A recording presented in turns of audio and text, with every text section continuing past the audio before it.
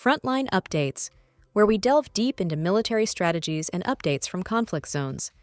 Today, we're discussing the progress of the ongoing special military operation as of June 6, 2025. I'm your host, Sharifa Muhammad, MGT.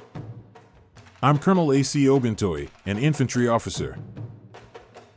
The recent operations demonstrate a significant intensification of Russian military activities in Ukraine, combining precision strikes on critical military infrastructure with coordinated ground offensives across multiple fronts.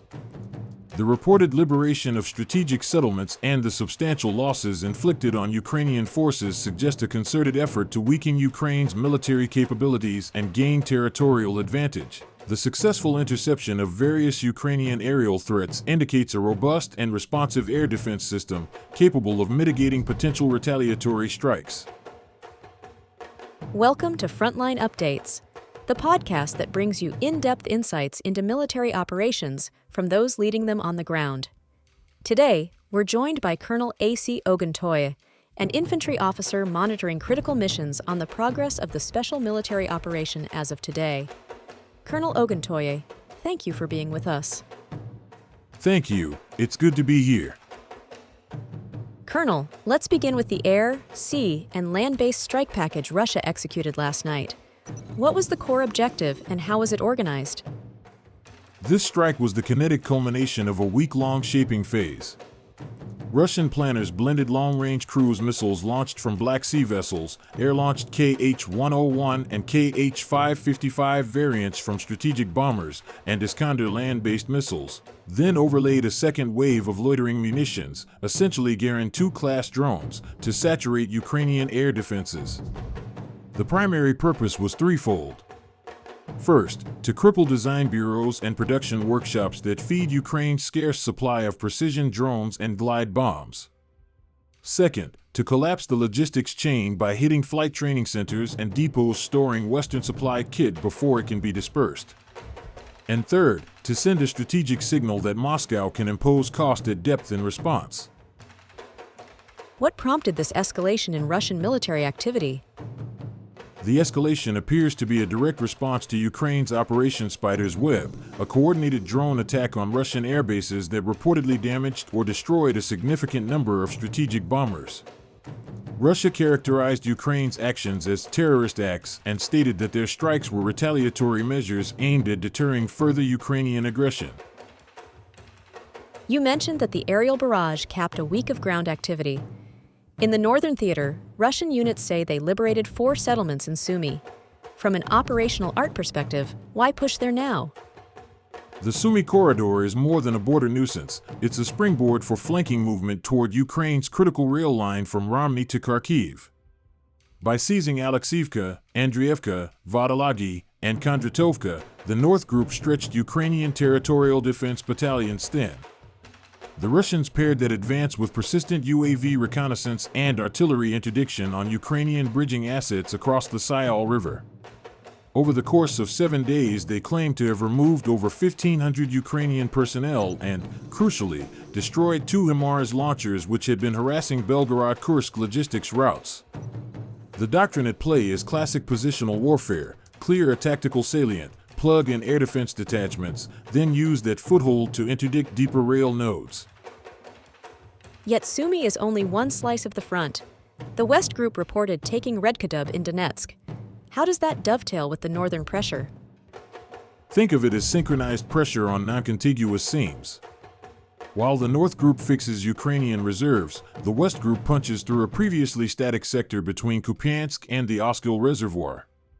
Redkadub sits on terrain that commands secondary roads feeding Lyman and eventually Slavyansk. The Russians exploited a thinning of Ukrainian mechanized forces, many of which had been redeployed south after the January push near Avdiivka. By taking Redkadub and wrecking 8 ammunition dumps in that sector, they further complicate Kiev's logistical ballet. Do you reinforce Sumy or plug the Donetsk gap? The casualty figures released by Moscow are striking. Over 3,000 Ukrainian losses attributed to the center group alone. From your reading of doctrine, what tactics would produce that scale in a week? The center group has embraced rolling cauldron tactics, mobile artillery belts, Lancet drone hunts on exposed armor, and rapid battalion tactical group thrusts that withdraw before a counterstrike can materialize.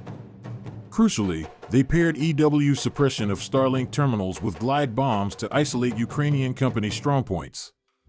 When communications fracture, platoons either retreat or fight piecemeal. That's how you rack up attrition numbers without a massive set-piece battle.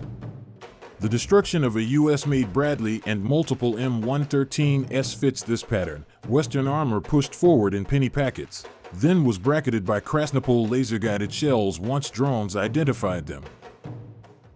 Does that suggest Ukraine is reaching equipment exhaustion or merely adapting to a more elastic defense? It's a bit of both. They still retain Western armor in strategic reserve, but each time an M113 or Bradley is lost, it degrades troop confidence. More telling is the burn rate of counterbattery radars and /TPQ-50S and Swedish Arthur units. Russia's southern group reports destroying 9 such systems in 1 week. Without effective counterbattery coverage, Ukrainian artillery must displace constantly, shortening fire missions and reducing volume. That inherently favors the side with greater shell stockpiles and drone spotters. Right now, that's Russia. Shifting to the skies, Russia claims its air defenses intercepted Neptune, Storm Shadow, Vampire, JDAM, and HIMARS rounds. How credible is that roster, and what does it reveal about evolving air defense posture? The intercept portfolio is plausible because Russia layers fixed S-300-400 systems with mobile Tor M2 and Panzer battalions plus electronic warfare jammers like Krasuka 4. Storm Shadow and Neptune fly low, but recent videos show S-400 units cued by Nebo M radars engaging them. The bigger story is geography. Moscow claims over 500 UAVs shot down outside the operation zone proper. That implies a defensive cordon stretching deep into Bryansk, Kursk, and Rostov, likely involving a 100 airborne early warning flights. The message is deterrence. Long-range Ukrainian strikes will be met with deep retaliatory salvos, as we saw last night. Final question. Given this escalation, what scenarios should analysts be watching in the next fortnight? First, watch for whether Ukraine can restore production at the hit drone assembly sites. If not, their ability to conduct strategic raids will taper. Second, monitor rail line activity around Sumy and Kupiansk. If Russian engineers lay pontoon bridges, that signals intent to broaden mechanized exploitation. Third, gauge Western resupply cadence, fresh HIMARS pods, Storm Shadow stocks, or Patriot interceptors. If deliveries slow due to funding gridlock, Russia's attritional strategy gains teeth. And finally, keep an eye on Belarusian border troops. A feint from that axis could pin Ukrainian reserves, enabling deeper Russian penetrations in Donetsk. Colonel, thank you for providing such a detailed briefing on the current military situation. Your insights are invaluable to our understanding of the conflict's dynamics. And thank you to our listeners for tuning in. Join us next time as we continue to provide up-to-date coverage on global military affairs.